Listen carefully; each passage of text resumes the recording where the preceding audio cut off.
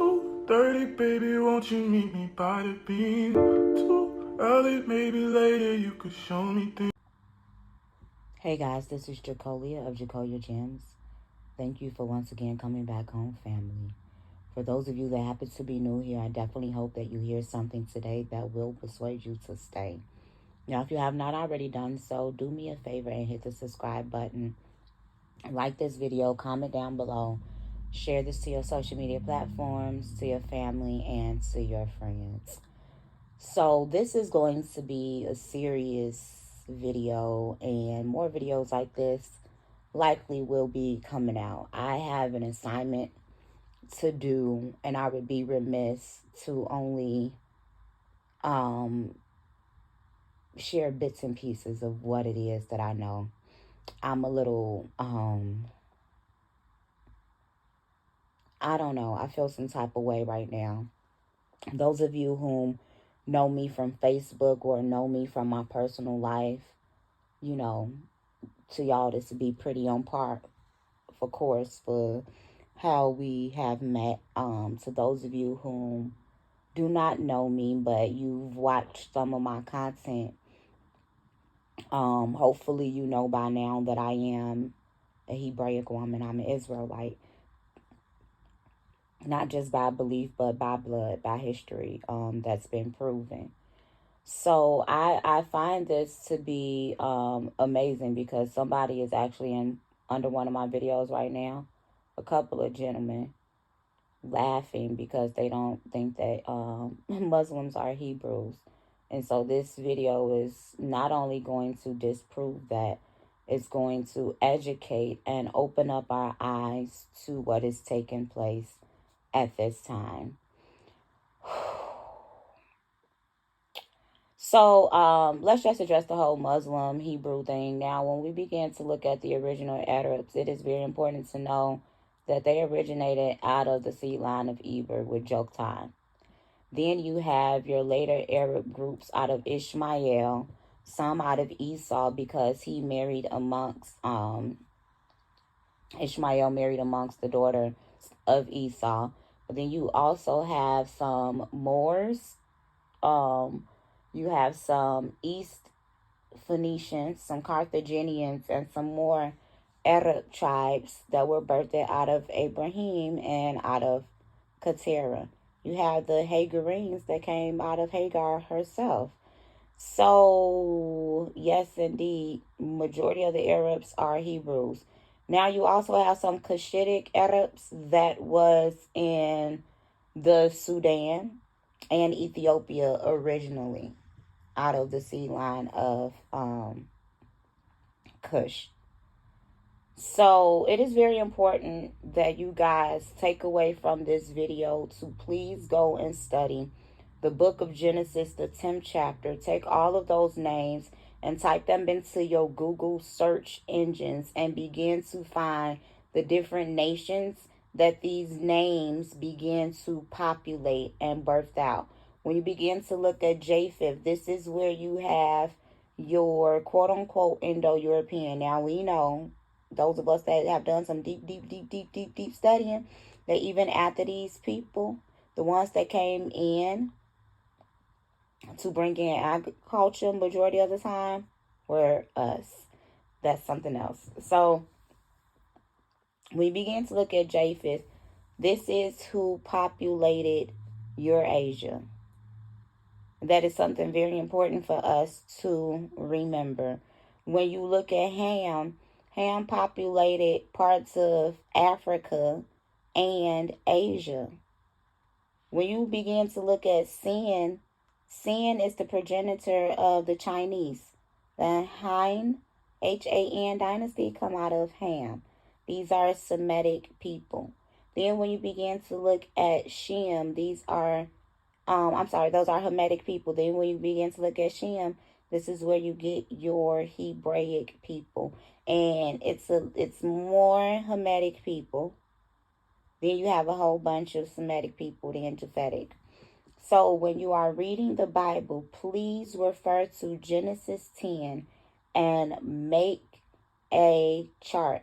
Maybe I'll make a chart and print it up and like create a PDF of it or whatever, so you guys can have it for an online study guide, so that when you are reading your Bible, you can plug in these people groups, and then not only line them up with where they were during those times, but follow their immigrations and their patterns and their relationships with one another.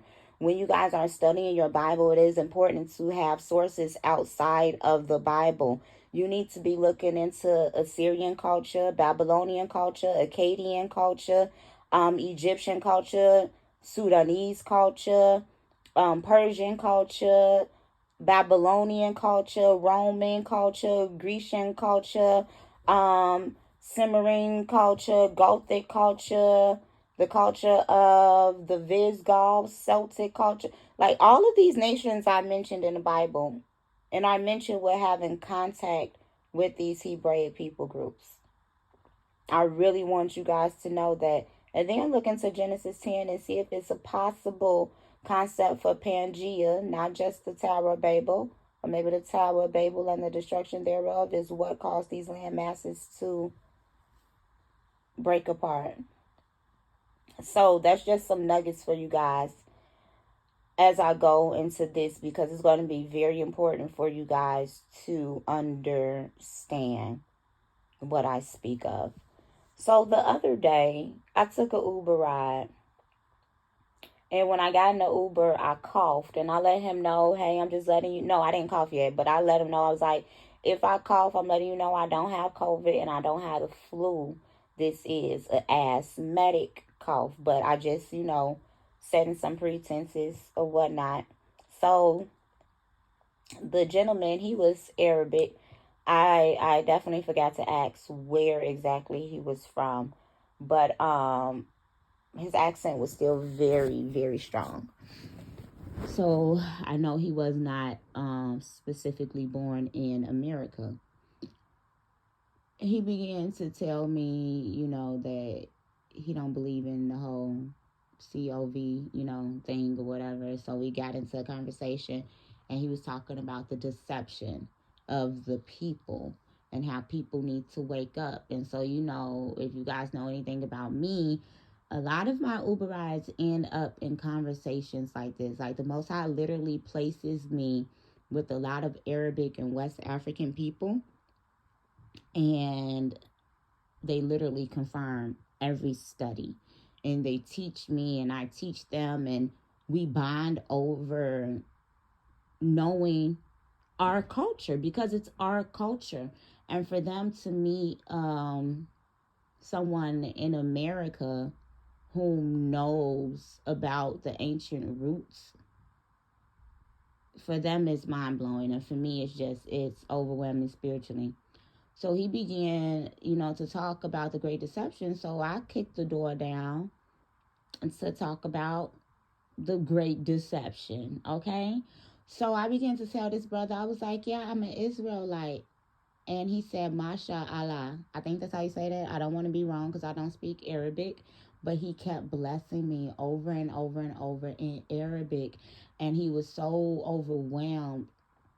And he said, this is so amazing because in the Quran, we come from Ishmael and you guys come from Isaac. And I said, yes. So he was talking to me about the Torah. He was talking to me about the oral tradition. He was talking to me about the Talmud. And he was talking to me about the fact that the New Testament was originally written in Aramaic. And he even said the original Aramaic manuscripts of the New Testament mentioned Muhammad. Now, that's something I'm going to have to go do some deep digging on, because I do know for a fact that the Quran mentions Yeshua. The Quran mentions all of the Hebrews, because they're Hebrews also when they looked at Yeshua as a mighty prophet for his day and his time. They look at him as one who went below the earth to defeat death and to take the souls back up into paradise. They also look at him as one who will return with the future Mahdi. This is important. See, if you are a Christian, if you are an Israelite, whether you're Old Testament only, New Testament, whatever it is your belief system, you need to study the Quran as well so that you can begin to line up what their book says, because these are the Arabic nations that are at war. You need to study on Sunni Islam and you need to study on Shia Islam. You need to know which nations keep Sunni, which nations keep Shia Islam. You need to know which nations are, because when it's very important to be aware that Turkey is about 98% Islamic. It's very important to know that the head of the Ottoman Empire, where the throne of Zeus is, Turkey, is mostly Islamic. It is very important to know that there is a Western and Eastern leg of Islam, just like there is a Western and Eastern leg of Catholicism. It is very important to know that the Pope works hand in hand with a lot of the world's, with all of the world's leaders, but specifically the world's most powerful Arabic leaders. We have to begin to study. A lot of people just focus on Catholicism. A lot of people only focus on Islam. We need to realize that the Babylonian system runs hand in hand. And at the end of the day, our Arabic brothers, sisters, and cousins were pagans just like we were originally in Mesopotamia, in Saudi Arabia, and they were worshiping three goddesses as well. They had a three goddess trinity. And if you begin to look at the book of Zechariah, it begins to describe a woman that is in a basket, and she's been carried by two women that have stork's wings, which represents unclean birds, and she is taken up away, and it is the great whore, and she is being lifted into mystery Babylon. We need to be able to realize that all of these Babylonian systems had their triads of goddesses and gods that they began to worship. It is a proven fact that these Hebraic Islamic people were etched out alongside us, the Arabs, the mixed multitude, the Egyptians, some of the Cushitic people, and some Gentiles also left out of Egypt with us. We need to be aware of the fact that the Shashu of Yahweh and the Hibiru are people of Hebraic nature and not just Israel. Like we were called Hebrew first. You have your Hebrew Midianites, you have your Ammonites that was seen among them. You have your Moabites that was seen among them as well. We need to open up our eyes so that we can see spiritually what thus said Yod Had Wade. It is important to begin to know that when we look into the conversation that me and this young man began to have, he began to talk about the current state of Palestine and the Balfour Declaration of the man-made state of Israel. He stated that in the Quran, that it was prophesied that these people would do such a thing, and that they wanted the cup of iniquity, the cup of sin that the book of Revelation begins to talk about, that was running over, that the world was drunk on the fornication of this goddess. Drunk with the fornication. And that when this cup of iniquity would run over, they were doing this to usher in their Messiah. We know that the Mashiach is not coming back until they say he has come back. And church, it is too many pastors out here not preaching and teaching on the rapture. From what it is that I'm seeing and the conversations that I have, and the questions that I'm being asked, and the posts that I see, and the messages online, woe, woe, woe, and double woe. See, we have failed to realize that the etymological definition of the word fornication in Semitic languages is biblically defined more times than not as idol worship, worship to other gods, worship to foreign deities outside of the Hebraic custom. And if you are a black person identifying as a bloodline Gentile, then I declare you need to put the Bible down, because that's not your book. This is a book for Hebrews. Yes, the converts can pick up this book as well, but you are not a Gentile by blood. You became a Gentile through your worship by going back to Babylonian practices, from picking up the paganism from the Egyptian captivity, from picking up the paganism from the Assyrian captivity, from picking up the paganism of the Persian captivity and the Grecian captivity and the Roman captivity, from picking up the paganism from all around the world, because it is what is familiar to you. But we know that without a shadow of a doubt that we were called from out of Mesopotamia, and we were given to our own deity, while at the Tower of Babel we were dispersed between 70 or 72, depends on if you're reading the Hebrew or if you're reading the Greek gods. We were dispersed, but we had our own power.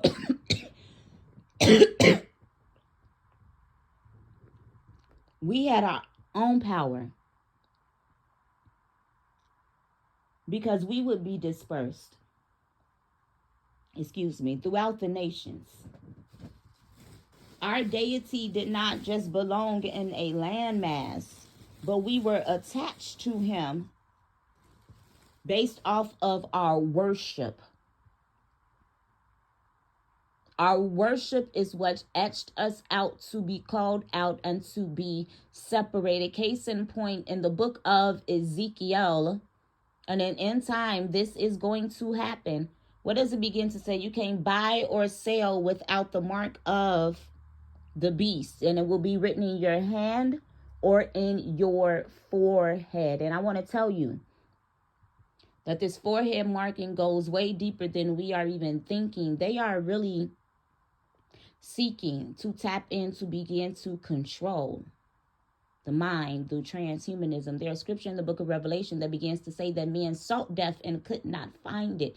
They are mass programming us through Marvel and through DC for transhumanism to begin to prep us and to prime us for the great deception that is nigh.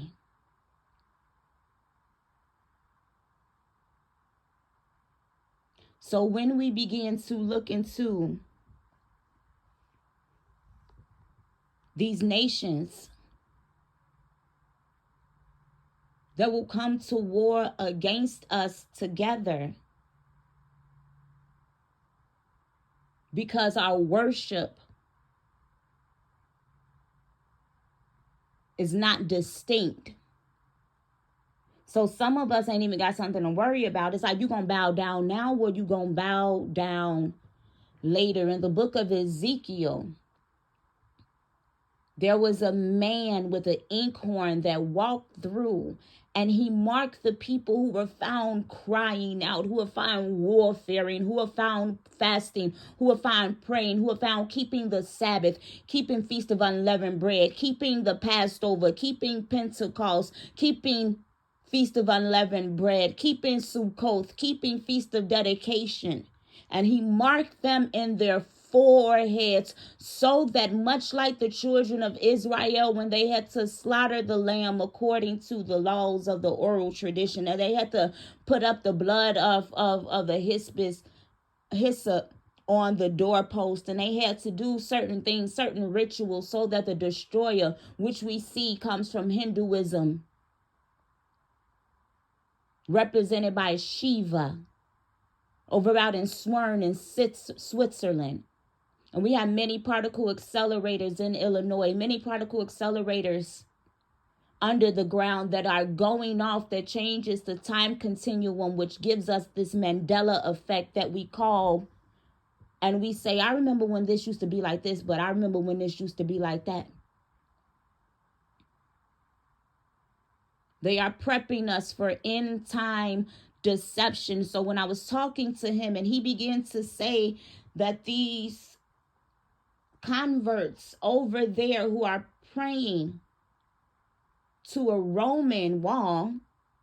That's not the Jerusalem temple. They're praying to a Catholic wall. And they're waiting on their Messiah to come in. And let me tell you, the person that comes in, according to the Quran, me and this brother talked, and I already knew this information. He confirmed and sparked it back up in my spirit, was the Dajjal. And according to him, he said that it was destined. According to the Quran, he said that it was destined for us to meet and to have the conversation that we were having. It's called the Dajjal, and the Dajjal is described the exact same way I believe it's in the Apocalypse of Isaiah or the Apocalypse of Elijah. Described the same way, as a plump, balding man who's knock-kneed with one eye. I also want to point you guys to the fact that they supposedly rediscovered Gilgamesh's or Nimrod's body. And biblically, the Assyrian is also a type of Antichrist that's presented.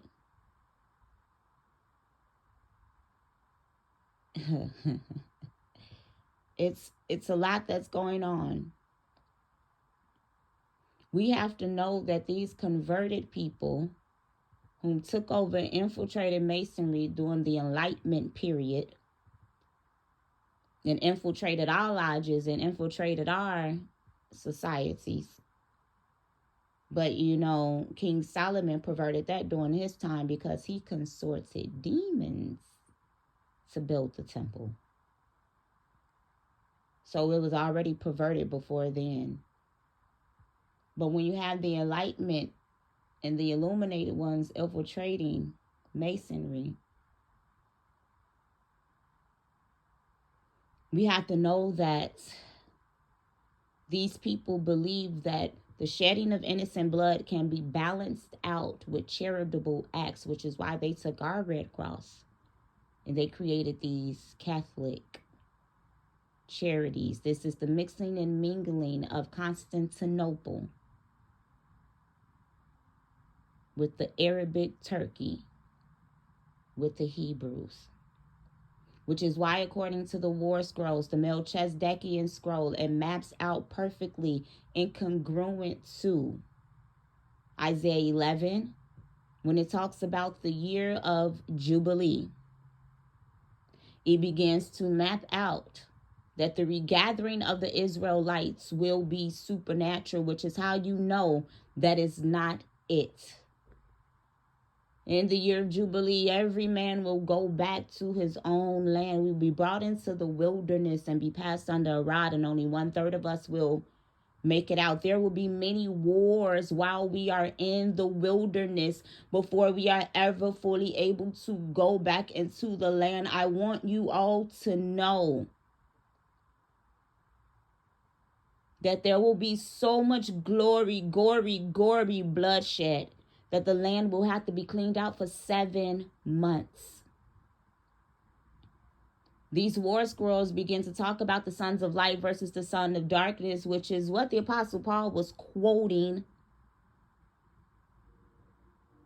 And the war scrolls begin to map out perfectly the book of Psalms, the 83rd chapter. People of the Most High God, please go read this. It talks about these nations coming together to create crafty counsel to cut off the Israelites from being known as a nation. It also talks about a future war, and it begins to mention Kittim, and Kittim is Rome. And many people have begun to commingle and begin to identify the Kittim Empire with the Edomite Empire. I want to begin to explain to you how this began to happen in the Hasmonean dynasty and the Greco-Roman captivity that the Israelites began to experience during this time and during this season, which is where we get the Feast of Dedication. Under Antiochus Epiphanes IV, after Alexander, during that time, the Maccabees, the tribe of Judah, was living autonomously. There we go again, living autonomous living. Like the Pale in Germany, the Pale in Russia, the Pale in Ireland, Mooresville in London. Goshen or a virus in Egypt, autonomous living, so that they could keep the law, statutes, and commandments. They forcefully converted Edomites to the Jews' religion. Edomites worship a god by the name of Quos. And I've done a video on this before, lining their god up to the god of the Edo, the Idoma, the Gala of West Africa. These Afro-Arabs that we still see today. Now, they forced the Edomites to convert to the Jews' religion. And then when you begin to see in the New Testament, when Agrippa is being mentioned, when Pontius Pilate is being mentioned, but specifically when King Herod is mentioned, who is an Arab on both sides, right? I think, but I think maybe one of his parents are Israelite. I don't want to be wrong though, but I know for a fact his mom was a Nabatean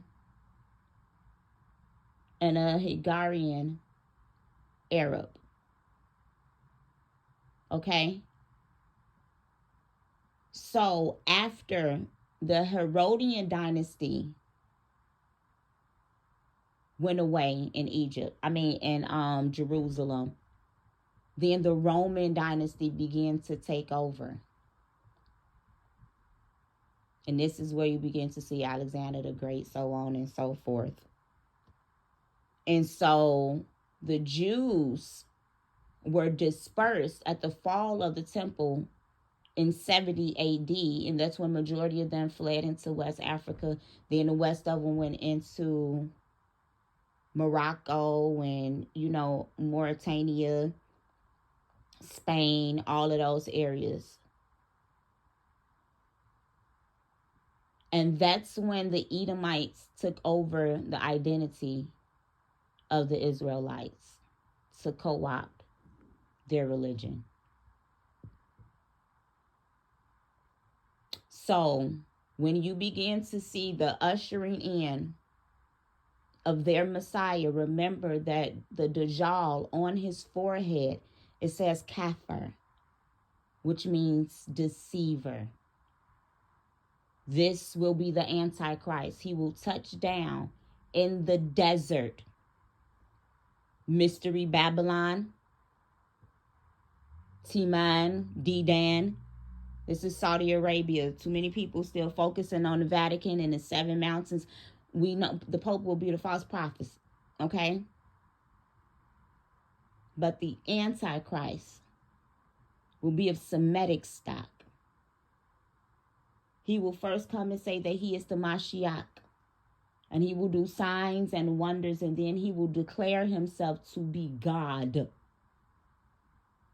It's important to begin to know that according to the book of Zechariah, that the reason some of these Orthodox Jews and some of these Old Testament only Israelites will begin to fall for it is because they are still waiting on the Messiah to come. They do not believe that Mashiach ben Yosef was the Messiah because he came through humbly. They are under the oral tradition belief that there are 2 Messiahs. So Mashiach ben Yosef came, so Mashiach ben David is supposed to come back. And some begin to teach that this is a reincarnation of Solomon, but how would that be? I have no idea. So during the Passover, some of these Orthodox Jews are still waiting on Elijah to come because of a prophecy, I believe is in the book of Micah, but it was fulfilled in the time of John the Baptist because he came in the spirit of Elijah. I will tell you that the 2 witnesses are the northern kingdom and the southern kingdom. It's very important to know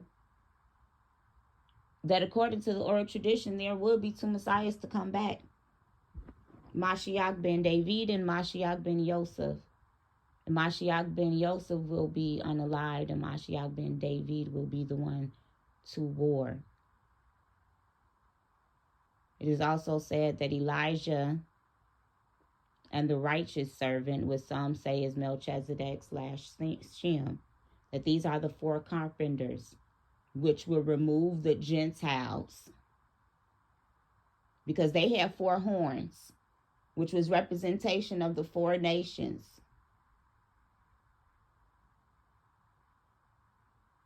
The Egyptians, Assyrians, the Assyrians, Medo-Persian, Greek, and Rome.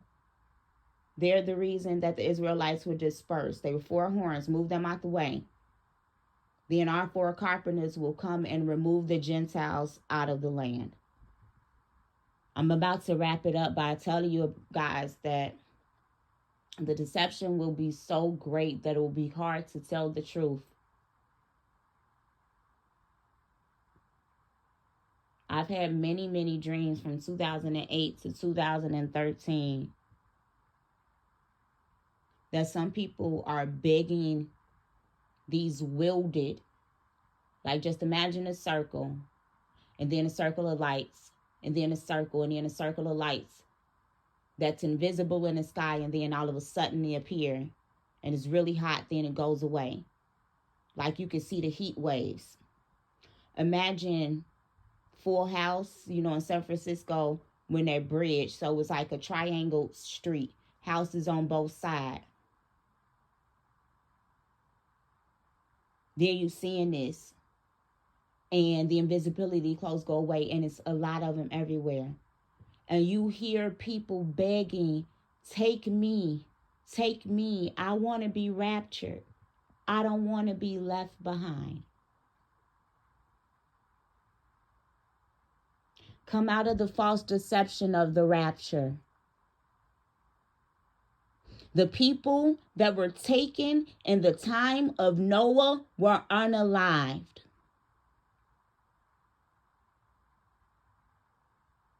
The people that were taken, it says one was taken and one was left, were unalived. Now, we have to be clear that will be some prophets, and have been some prophets, that the Most High has taken away from the earth realm before destruction comes. That's biblical. We also have to know the difference between the barley harvest and the wheat harvest. The 144,000, the Church of Philadelphia. But we need to be accurate in all things. If you are still going to church on Sunday, if you are still eating pork, if you are still eating catfish, crab legs, oysters, mussels, any seafood without fins and scales. If you are still making cakes and candles and Easter and Christmas and Valentine's Day and all of these things that you cannot find in the Bible, you will be destroyed when he comes back. The book of Isaiah says that when Mashiach returns, he will slaughter those found behind the tree, eating the mouse and the abomination.